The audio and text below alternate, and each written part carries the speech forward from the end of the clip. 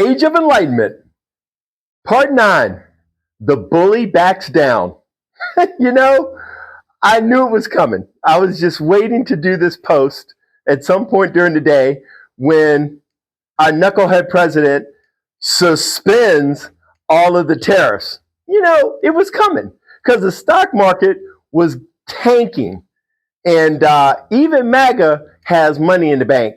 So even though, they may not have a 401k, they're affected by rising prices. And this 100 and something percent tariff on China was going to kick everybody in the rear end because we buy all sorts of stuff from them. But I digress. I remember when my boys had trouble with bullies. I remember one time my older son, who was a registered black belt at the time, was being picked on by a boy. And I said, well, I saw it was occurring. I said, why didn't you defend yourself? He goes, I wasn't scared of the bully, Dad. I was scared of you because you told me our martial arts skills is for defense only. And I have a couple of black belts myself.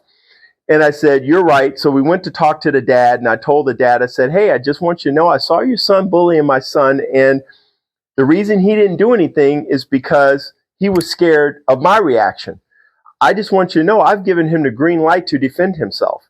And so before he whips your son's ass and, the police get involved, I just want you to know we've had this conversation. And let me tell you, after that, that kid was so respectful. Hi, Mr. Dafford. Until they moved out of the neighborhood, that kid was the most well-behaved kid because he had been put on notice, okay, that he was going to suffer a good thumping should he pick on my son again. Now, that was a way maybe physical violence got the bully to back down. My younger son was bullied on the bus, and I always tell him, hey, let's take it to the authorities and see what they do. And the assistant principal was a genius. She called the boys in her office and said, hey, what are you doing to the Dother kid on the bus? He goes, well, we may be picking on him. He goes, okay, well, let me tell you what's going to happen. We may have cameras on the bus at all times. So if you pick on him again, we're going to make it so you can't ride the bus. And if you pick on him while you're at school, I'll make it so you can't attend this school. And I'm going to send an email to your parents so that they know we've had this conversation. And she sent him back to class. Let me tell you, I asked my son a couple of weeks ago, hey, are those boys still bothering on the bus? He goes, Dad, they won't even look in my direction. So the assistant principal did a great job of letting them know they had been put on notice and they were being observed. She didn't say there would be a camera on the bus because they rotated the cameras on various buses. They had a little box that was tinted, but you didn't know if there was a camera on your bus or not. And it worked. Those kids knew they had been put on notice. They didn't want to get kicked off the bus, and they definitely didn't want to get kicked out of school because we live in East Cobb and the schools are outstanding, and people move to my area to go to schools in Cobb County. And this is in Georgia. So those are a couple of ways that my kids handled bullies.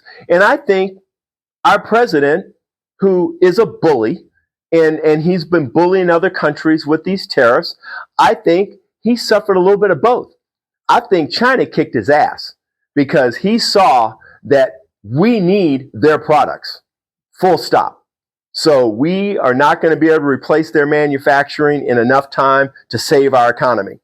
Now, he can pick on countries like Vietnam and Taiwan and maybe not, suffer ramifications. Though Taiwan with their electronics, maybe not so much. But there are countries that he just picks on because he knows he can't.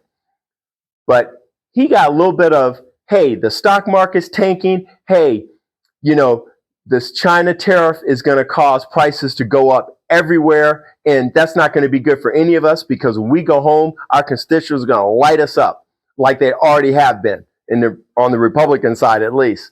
So, folks, I hate that we voted for this bully. I hated that this country couldn't see their way clear of having a black woman as president. You'd rather have a convicted felon. I get it. You voted him in office. So we got what we got for the next 3.5 years. And it saddens me that this country hasn't evolved, especially it's April 9th. And, it's a day where we're celebrating the anniversary of where Martin Luther King Jr.'s funeral was held. He was assassinated on my birthday on April 4th, not on the actual day of my birth because I'm 64, but on the same day in Memphis in '68. But his funeral was held on the 9th. And just thinking of that, and how far this country has come in civil rights with the Civil Rights Act and different things. And I'm a biracial man, and I'm in a biracial marriage. And the fact that I can live in the South without swinging from a tree is nothing short of a miracle. The fact that I could marry someone I loved of a different race.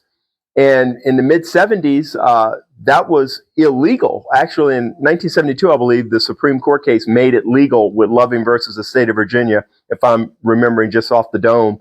But the marriage that I'm in was illegal in the state that I grew up in when I was a child.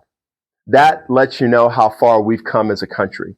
And unfortunately, we're going to have to get our reputation worldwide back. We're going to have to recoup the losses financially from this president's bad decisions. We're going to have a lot of rebuilding to do. But my prayer is we no longer put an absolute moron behind the Resolute desk again. Okay, America, let's learn our effing lesson.